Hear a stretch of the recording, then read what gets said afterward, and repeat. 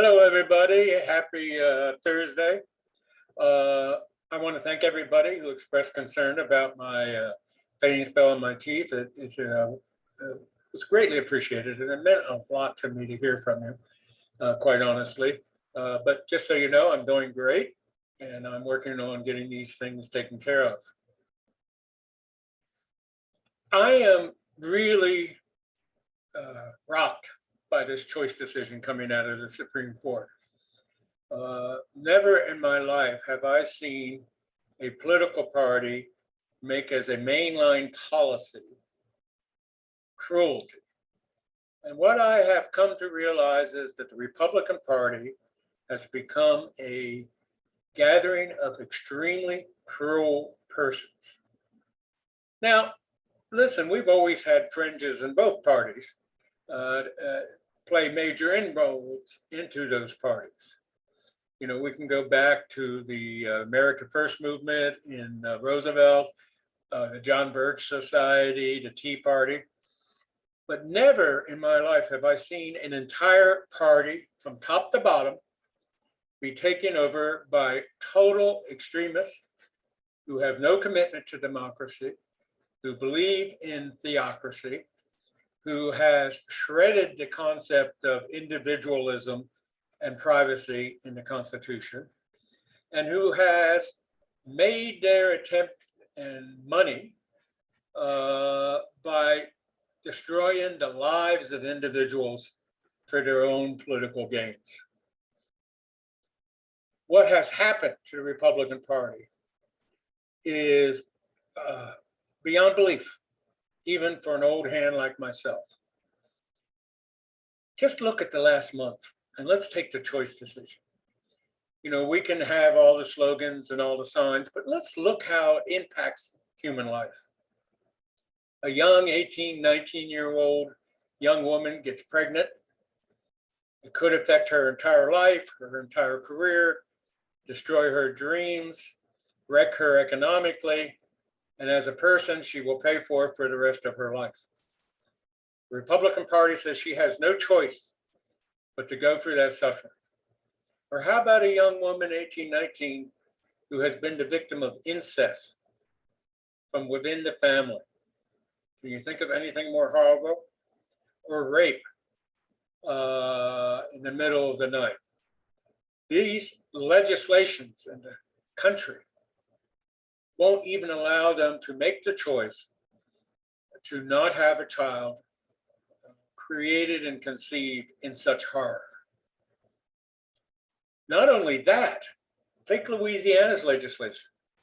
If a woman has an abortion in Louisiana, it will be life imprisonment under the new legislation that's pending. The crime of rape, who could make that woman pregnant through rape, is 10 years. We're seeing where long-term prison terms, not only for those women who have to make the most important decision of their lives, their decisions, their lives will be impacted, not anyone who's telling them what to do. But we're seeing doctors could lose medical license, and some states are creating vigilantes that any individual in the state can sue a person who's having an abortion. So to wreak economic havoc on their lives because they have made a decision about their lives.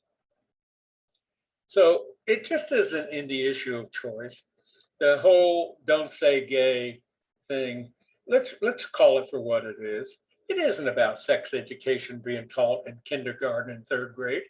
No one wants that. No, I don't want my kids, if I ever had any, which I won't, to be taught sex education in kindergarten and third grade. It's simply a way to diminish the lives of every single LGBTQ plus kid, to make them feel less than, to make them feel worthless, to separate them from the norms of society, to create them as targets for bullying, to cast illegitimacy on their parents because they can't talk about their parents, and to see their teachers get fired if they violate "don't say gay." This is about destruction of a whole generations of young LGBTQ plus students. Now, most of us who are older remember those days, and they're horrifying. And a good deal of my life was about recovering from that pain and giving up on certain dreams and losing my family members. Why in the world would we let the Florida governor reinstate that horrible, horrible place? It is nothing but the destruction of human life as we know it. And now it's being proposed in over 30 states. But nothing comes close to the transgender legislation passed in Texas by the good Governor Abbott. This legislation will allow social services if a family, rich, poor, or otherwise, white, black, doesn't make any difference, a family who has a trans child under 16 who tries to help them make that wonderful journey in a loving home, slowly adapt to the fact that they are loved and wanted and needed in America. Instead, the legislation gives the Department of Social Services the ability to come into that home and take away from their parents their children, not just a trans child, but all of their children, and find the parents, and they have to have legal proceedings, but they will literally break up families. Imagine the cruelty of the impact both on the parents, the other children in the family, but also on the trans child who will think that they are responsible for this destruction of their family. It is a hideous, insidious, horrible piece of legislation that goes to the heart of destroying life for those families as anyone else knows it. We are looking at legislation in Texas. Florida and Texas have got to take the award in the leadership of cruelty. That will make it against the law for immigrant children to go to school. Think about that. A whole generation of immigrant children who came to this country, and as we have seen from the Dreamers, grasp education, have contributed to this country, has served in our armed forces with the Dreamers, and have been some of our best students. And we're saying to them, you're not even allowed in our schools. The whole concept of knowledge, as we know it, is forbidden for you. Can you think of anything more cruel? This isn't about policy. This is cruelty. This is about people who are taking their personal morals, which are, quite honestly, a minority in this country, and trying to take our democracy and turn it into a theocracy. This is about people saying, I believe in individuality and privacy and keeping the government out of my lives, but have done more to put government in individual lives and violate the privacy of Americans and American families by insisting that their religion become the law of the land and that the rest of us have no rights.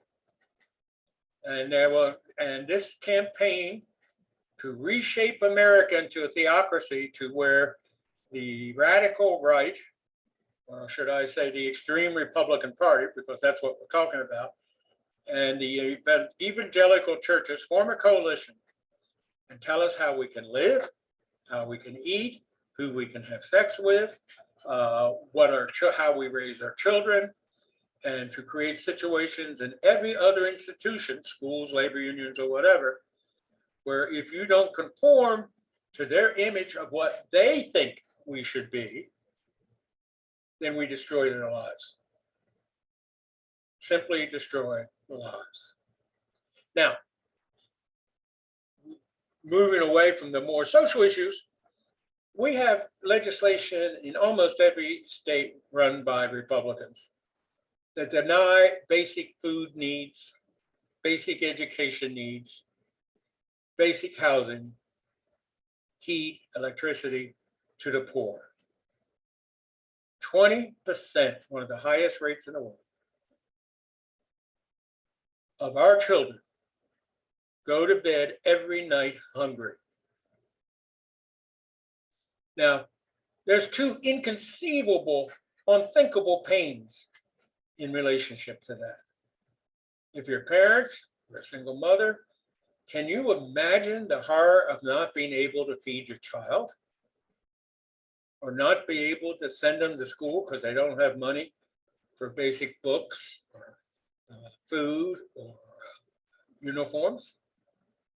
Can you imagine the horror and the hunger of children and the nutrition failure that will for ages affect their lives with bad health and bad health decisions because they've had not from an early age the ability to learn how to take care of oneself?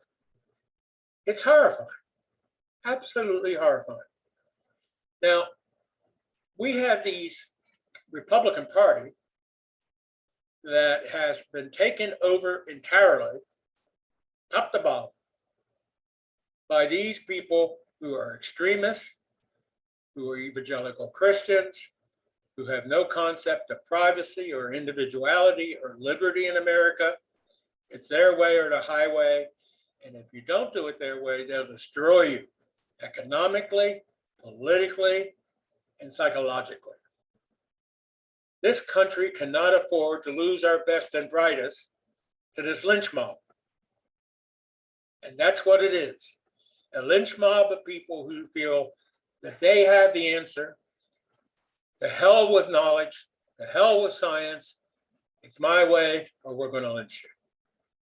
So any of you who believe that this choice decision is the last one that we have to deal with, I'm here as a person who has worked 45 years in the LGBT community. And listen to me carefully. If you think that their next target isn't going to be gay marriage, then I got a bridge to sell you in Brooklyn. As sure as the sun comes up in the east, they will come after us. Oh, they'll say, oh no, it's an our decision. Remember, all three of those justices who are voting against choice sort of lied during their hearings about choice. You don't think they're lying to us now about marriage? Wake up and smell the roses. They're coming for you. And we have one chance to stop it. Yes, you can demonstrate in the streets and you can shout and holler and write slogans on cardboard. But the only is we must take the Senate and not only take it, but increase our seats by 2 or 3 so we're not beholden to Joe Manchin.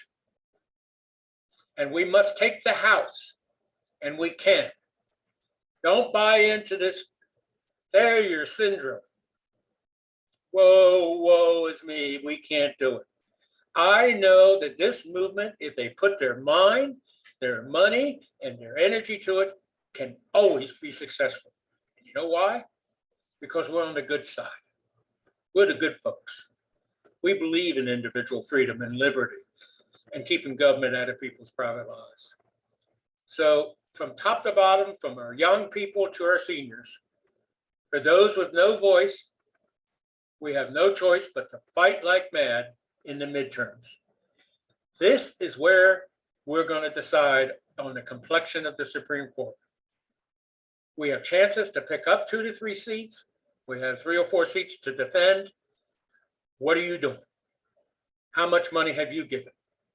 How much have you figured out you can give and who to give it to? That's your job. Organize, give, and have an idealism about the ability of goodness to survive in America. I love you all. Please subscribe. Please press like. Peace.